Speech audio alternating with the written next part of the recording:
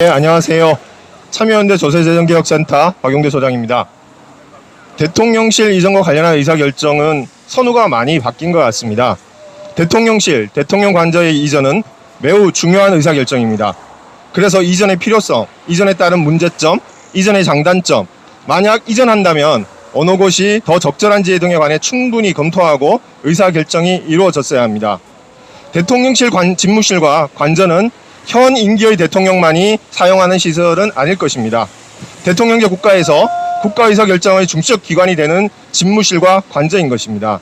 그런 점에서 충분한 검토가 없었다는 것은 매우 아쉽고 답답한 점이라 할 것입니다.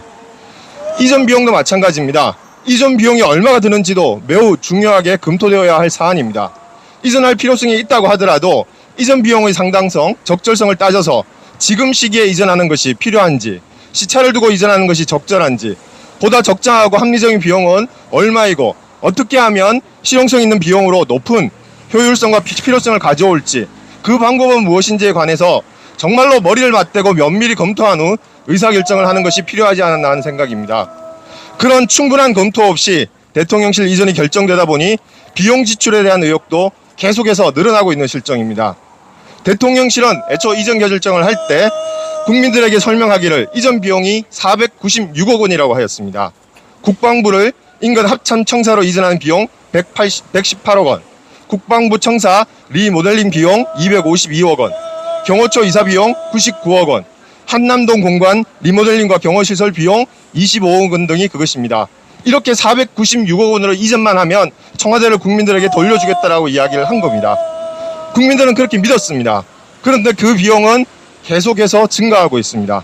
최근 국방부와 행안부, 경찰청 세 곳의 2, 3분기 예산 306억 원이 대통령실 주변 정비와 관저 리모델링 등에 사용되었다는 보도가 있었습니다. 대통령실은 그 비용이 이전 비용이 아니라 부대 비용이라고 설명하고 있습니다.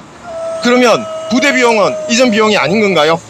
우리들이 집을 이사 갈 때 새 집에 대한 인테리어 비용, 취득세 비용, 그리고 부동산 중개 수수료 비용 등은 이전 비용으로 계산하지 않습니까?